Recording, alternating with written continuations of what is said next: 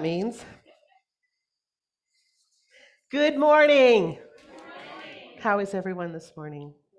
It is an absolutely beautiful day and it's an absolutely divine day. And I am so grateful to be here with all of you, sharing this beautiful moment. I said I wasn't going to cry. So, my talk title this morning is called Recognizing Wholeness, Seeing the Good in All. And actually, if we look at a translation, it is merely seeing that I see God in you and you see God in me. That's what wholeness is all about, is recognizing that beautiful essence that runs through each and every one of us, each and everything that is here in this world. You know, this morning we said an affirmation that says, I am one with the divine and with my fellow beings. The science of mind teaches that our lives, regardless of conditions, are one with the divine and each other. There can absolutely be no separation. As hard as we try, it is Velcroed to us. It cannot possibly be separated because we are each that particle of God, that beautiful light, that love that just beats within all of us. It says in the Science Mind text, it is not the human spirit that needs to be made whole. It is the mental reactions to life that need healing. These mental reactions are both conscious and on a subconscious level. So what we strive to do in the science of mind is we unify. We unify with God and we say, I am one with God. So if I am one with God, then all things are possible. However, we have this human condition that says life is difficult, that we put things upon ourselves that aren't really the truth, but yet we believe them. And what happens is we create these lives, or what should I say, a story that is continuous, what I would say is a lie. Because in that story, we, of course, have taken things that are untrue from different paths of our lives, and we believe them to be true about ourselves. What is necessary is to have an anchor in God, or as I like to also say, the God of your understanding. Because what I know as God and what you all experience as that God essence is different. We've all come from different backgrounds. We've all come from different, maybe, faith traditions to be right here in this moment of science of mind. And what we say is that, you know what? I can maybe leave my story behind and I can drink in that essence of what I know to be true about the divine. You know, we all here are what I would say is an earth school. We are all continually learning something different, not only about ourselves, but about each other. You know, one of the things that I found beautiful, well, lots of things I find beautiful, but in this process of looking and searching for a community leader. Last night, I had a wonderful time with some of the leaders of this community, and we went to dinner, and I asked them about how you all came to the word wholeness. And it is a process, and it's called, and what was, it was contained, it was put in a container called a co-creation. And what that co-creation process is when everyone from the community gets together, and it is led, and it was led by Dr. Kathy Hearn. And you put poster board on the wall, and you come up with a list of everything that you feel is being called in this community. And so then she gives you these each one a dot, and it usually corresponds with a color. And so what happens is you put the dot where you feel most describes what the community is calling forth. And so in that process, you all called forward wholeness. And wholeness is just another word for God. So what you were doing is you were actually putting God first. And you're saying, God is right here where we are. God is in and through this beautiful community. We are whole. We are perfect, and we are very clear at what we want. And that in itself has been a process this whole year. And what I found interesting is as I was preparing for this talk, that December was the month of wholeness. So here you are, what is it, 9, 10, 11 months later, and we're in wholeness, revealing wholeness. So it has come full circle. Here we are right now in this beautiful soup that we can call God, together as a community.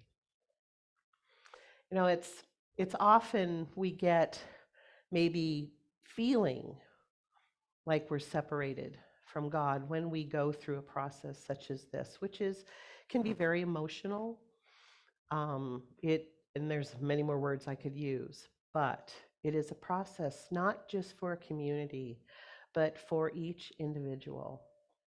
And so what we learn about ourselves, we also learn with our community, and then we can also go deeper with that understanding of our relationship with God, because that's what wholeness is learning about our God. Sometimes we have lives that feel like we're in like a piece of Swiss cheese. You know, things have bored holes through us. And we say, well, how can I say I'm whole? Well, really? You're holy.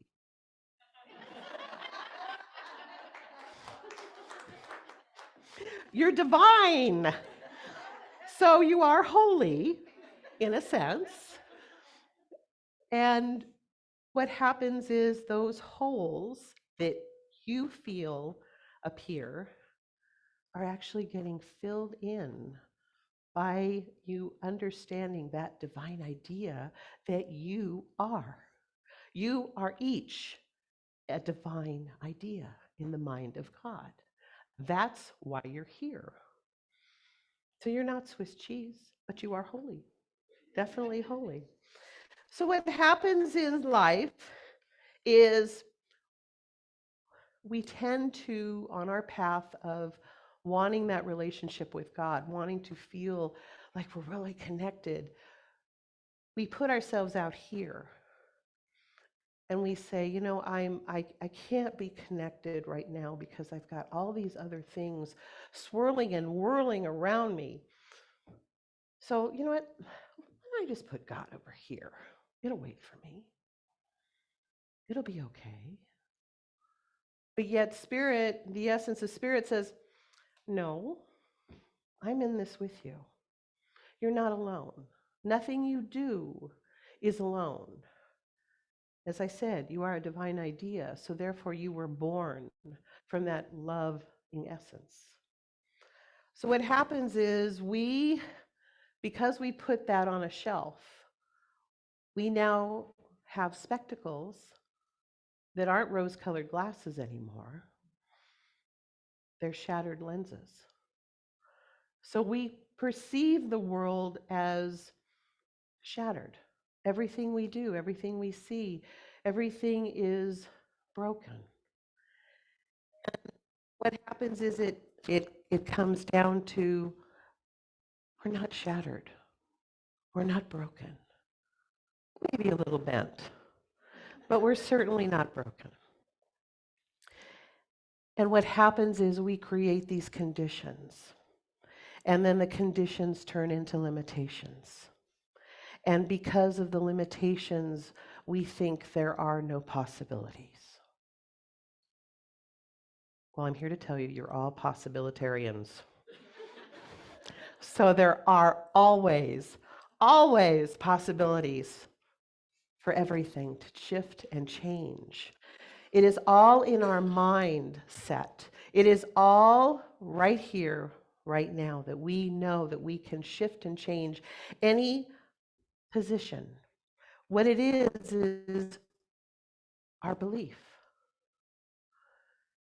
I know that we probably each have something that's going on in our life. And we're saying, okay, this is the way it is, this is the way it has to be. Really? You really believe that with all your heart? So if you're believing that with your heart and mind, are you creating a manifestation? Maybe. So what would it look like if you thought, you know what, this no longer serves me or supports me, so I can change it? You can do better. You're convincing your mind that you can live on a different level of being. What you're doing is you're taking back your power and you're saying, I am this. I am not that. If somebody told you you're this, you are not that. Not in any shape or form. You are your own doctor. You write your own prescription, your spoken word. How many of us every day will say certain things about our lives? Think of those as affirmations. We're affirming all the time, well, this is what our life is. So when we shift our consciousness to, well, actually, you know what? I'm having a pretty good day. In fact, it was funny. I've been a teacher with a Montessori school in Tempe, and my position will be up next Friday. And I have these children that are just amazing. And what I love about the Montessori system is it aligns a lot with our consciousness, the positive consciousness. So last week I had a little girl come in and she had her backpack on and she was running and she put her backpack, she says, this is going to be a really bad day. And I looked at her and I said, really? So you're affirming before you've even taken your backpack off that this is going to be the worst day ever. Yes. Okay. Why? And she proceeded to tell me that there were some shifts being made in some of the grades, and that a couple of the students that were in my class were being shifted to another class because they required a little bit more attention. So everything was great. As we know, when there's a hole, it's always filled, and it was. But what happened is she was so upset because her two friends that were in our class were going away. And I looked at her and I said, now wait a minute. Let's look at this from a different perspective. They're in the class next door. They haven't catapulted off the universe. They're still here. Well, but I don't get to see them during the day. Recess, lunch, and then we've got Spanish and other community activities that we're all involved in. You're not going to see them in those classes? Yeah.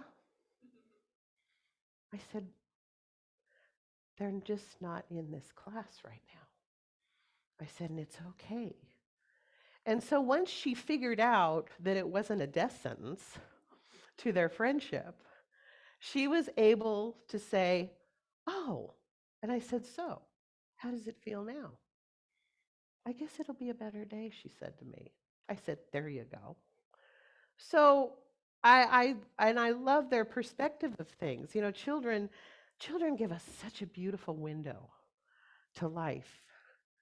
And I just thought, oh my gosh, if we as adults could only look at, the more positive, alternatives, instead of it being doom and gloom and this is what's going on. Well, okay, what's operating in our life as the highest good? What is our next step? What can be our next step? What is bringing forth? And maybe something right now needs to leave or go away so that way something higher can come in. As we say, what you believe you receive, and it's also cause and effect. Healing is not creating a perfect idea or a perfect body. It is revealing an idea that is already perfect. It is perfection within you right from the beginning. And if you haven't already heard, here's a newsflash. You're perfect, I'm perfect. We are the divine idea of God, and we are made of love. When we understand we are part of this divine idea, this Aladdin's lamp of possibilities, that we have the power within us right here, right now, within our minds, to speak and affirm what we want to create in our lives. I want to find, there's a quote, here it is, Isaiah. In the Bible it says, "So shall my word be that goeth forth out of my mouth, and it shall not turn and be void." Our words are never void. And Jesus, as we look to him as a master teacher, what is wonderful about his story of the New Testament is he taught us how to look at people as whole, as God revealed. He also taught us that when there was someone that, say, a leper, he didn't see them as challenged or have a disease. He saw them as perfect, as love. He couldn't see that. And so throughout the New Testament, what we're learning is here's this man that is showing us how to be with each other. I would love to imagine and know that this world right now, once we can recognize that love, that light within each one of us, that all of this craziness can be set aside and we can meet each other in love instead of constantly comparing and contrasting each other and saying, you know what, we live our lives the way we are doing that. But I am not going to stand in judgment and say, well, you're not doing it the way I should do it. And sometimes we do that. We look at our fellow friend and we say, you know, according to my standards, that's not acceptable. But yet to the other person it is. If they're not harming anyone and they're having complete joy, why is it that we want to take away their joy? Let go and let God. God is always present. You know, Gandhi said, be the change you wish to see in the world. And if you block out certain words, it's be the change. You know, when we tend to listen to outside sources and we allow other things to get in the way of God, that is the material world. It tends to block everything that we have a possibility of knowing, which is love. Why is it that the human nature is to block divine love? Why is it that we tend to think, well, I'm not worthy, I'm not good enough? Because if you listen to radio or wherever, whatever technology we have these days, they say, you know what? You got to have this toothpaste to have perfect teeth. You have to go to this place or shop at this place or wherever it is in order to have a perfect life. Really? Why? But yet, does anything advertise that you already have a perfect life with that God of your understanding? You know, it was quite a few years ago, and I was I was broken very badly. I had gone through bad divorce, all that kind of schmear, and I had the gift of going to a Silomar. And a Silomar is this wonderful nirvana that has been around since Ernest Holmes. And it started out sort of as a retreat for him and a few of his ministers. And they would go to Asilomar and they'd kind of relax and brainstorm. Well, then it started to grow and expand to where the centers, well, back then it was churches, the churches were invited to be there. And so every summer, we all, as a community across the nation, came to Asilomar to be with each other in this one mind, in this one group. And so one afternoon, I just needed to get away from everything. So there's this beautiful deck on the back of the office area where you check in. And when you sit in an Adirondack chair and you look across this beautiful meadow and it looks directly into the sea, you can't help but just know that God is right there.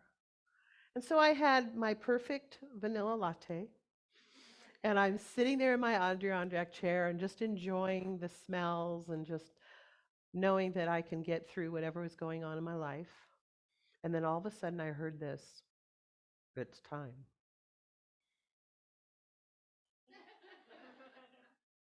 Time? Who said that? And I was like, it was really interesting because it was a voice and there was nobody around me. And I said, time for what? And it spoke again and it said, it's time. And then I got it. And I, of course, went into the humanness of going, well, I don't have a church. I don't have this. I don't have that, and blah, blah, blah, blah, blah. And so I defended while I was right, of course. And then there was silence. And I thought, okay, cool. I argued for my limitation. I'm good. I'm not going to hear any more from this voice. And so later that evening, we had a general session, which is where everybody comes together and we do music and we sing and we greet and we have a good time. And so just before the general session started, I sat down and there was an empty chair next to me. And this gentleman came and sat next to me. And I said, good, hello. And he said, hello. And then all of a sudden he goes, I want to go sit with my friends. I apologize. Okay, fine. So he left. Then this woman came over and she said, is that seat taken? And I said, no. I said, please. So she sat next to me and we talked a little bit. And then there, of course, is the meet and greet section where you tell a little bit about where you're from, what you're doing. And I said, well, I'm kind of a nomad right now, but I've been anchored in science of mind since the age of 3. So for me, Asilomar is just a natural place to come when things are, going a little bit wonky. So she proceeded to tell me, oh, well, I'm from Hilltop Center in Fallbrook. Where do you live? I said, Vista. She goes, it's just up the street. And I said, really? She says, oh, yes, it's a really nice community, blah, blah, blah, blah, blah. And I went, okay, 2 nudges. And I thought about it. And I realized, okay, I have been a science of mind person forever. And I realized, all right, the voice that I heard earlier was spirit. And I have this thing where I don't really like to go to that third nudge because it doesn't really look pretty when it's the third nudge. And so I gave in. And after I'd gotten back and I was kind of settling in, I went, okay. So I went 2 weeks later. And I thought, all right, when I walked through the doors, I knew it was where I was supposed to be. And that walk through the threshold of Hilltop Center for Spiritual Living set me on a trajectory that changed my life and brought me right here where I am right now in this moment. And so what I learned is that God doesn't call the qualified, it qualifies the called, always. And so what I've come to know through that is that I may have been shattered or broken, but I was always one. Always one. And we are that. We are always one. And so In the science of mind, it says, it describes wholeness as the Spirit of God as an undivided and indivisible wholeness. It fills all time with its presence and all space with the activity of its thought. Everyone is an incarnation of God and a unique incarnation. All are rooted in one life. Your endeavor then is not so much to find God as it is to realize God's presence and to understand that this presence is always, always with you. Nothing can be nearer to you than that which is the very essence of your being. Your outward search culminates in the greatest of all possibilities and discoveries, finding God at the center of your own being. Life flows up from and within you. And Ernest Holmes, in closing, said this: since there is but one Spirit, and this Spirit is in you and in everything, then everywhere you go, you will meet the Spirit. You will meet the Spirit in people, places, and things. And so it is. And so I ask that we just for this moment, just allow ourselves to just release and let go. Knowing that God is all there is. God is this one life, this one perfect life, that we are that beautiful divine idea created in love. And we continue to expand in that love, and we continue to see each other in that light of love. God, I am so truly grateful for all of this that has been unfolding for so long, for the highest good for all of us, for that love light. And so I ask in this moment that I invite you to put your hands over your heart and repeat after me. Something wonderful is happening to me right now. It is happening in my mind and in my body. My heart opens to a new experience of possibilities in my life. I know it. I accept it. Thank you, God. And so it is. Amen.